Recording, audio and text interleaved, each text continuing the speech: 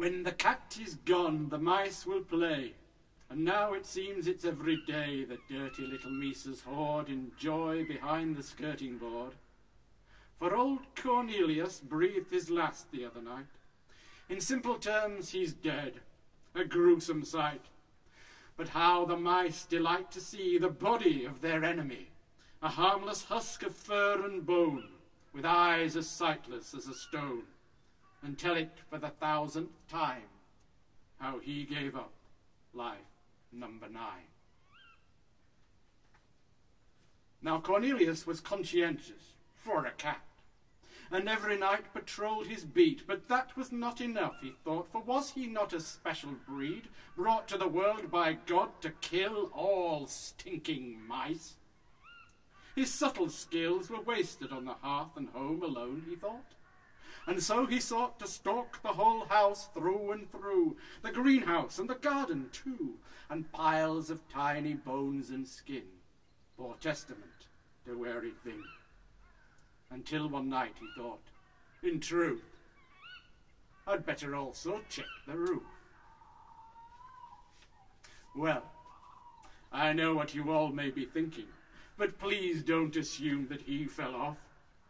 I won't presume to say I'm great at raising the expectant state so vital to a tale's success, but he fell off.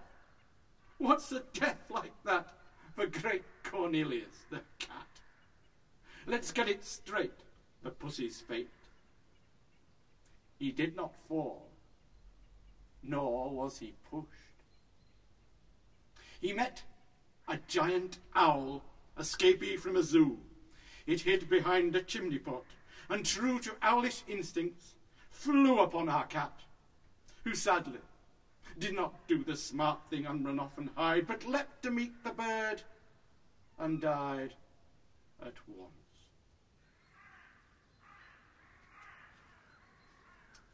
And all the mice, from miles around, sneakily peeping from the sidelines, gave a cheer, a squeaking shout, as their old foe, ripped inside out, fell down among them, red and dead.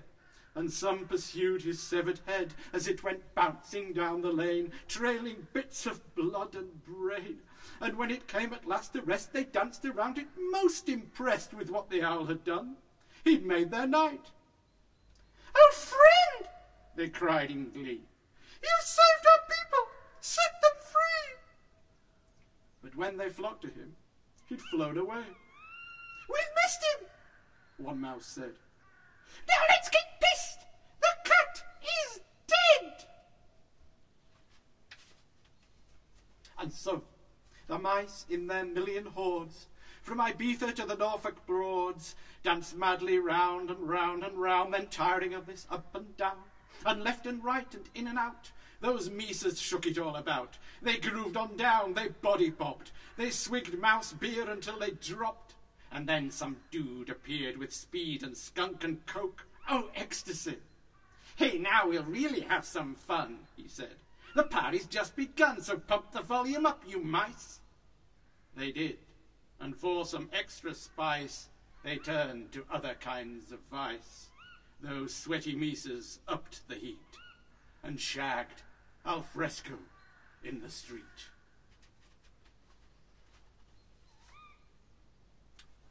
But by dusk, on the 7th day, some fell to contemplation. "I say, if we're free," said one, "we need to ask ourselves where this will lead.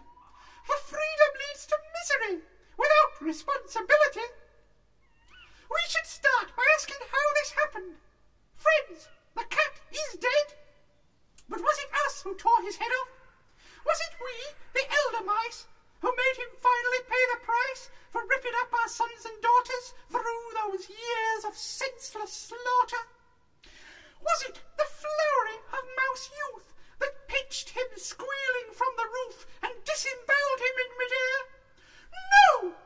We wouldn't so much as dare attempt to even tweak his tail, spit in his milk, or call him names. We coward mice can never claim the credit for our own salvation. He who deserves our love and adulation namely the owl, is flown away to who knows where and... Hang on, is that him? Over there? It was. The owl was sitting on a fence not too far away, and thence the mice went flocking happily. Oh, the great Saviour who set us free is come again! Oh, mighty dude, may we express our gratitude in doing what you did for us and snuffing out that bastard puss, Cornelius. Oh, tell us true, what is it we can do for you? The owl said nothing for a while, but presently he shrugged and smiled. Well, don't think that I'm being rude when I say no. Your gratitude is quite misplaced. I killed the cat because I knew that only that would bring you mice out from your holes, and now it seems that this my goal's achieved. Without much more ado, I'll introduce my friends to you. The mice looked round in wild surprise, as owls of every shape and size looked back at them from posts and walls with hungry eyes and sharpened claws. All right, talons then. It didn't matter to the mice, who tried to scatter, but the sex and drugs and booze had knackered them. The owls, amused, tucked in. Said one, the rarest pleasure is to eat one's mouse at leisure.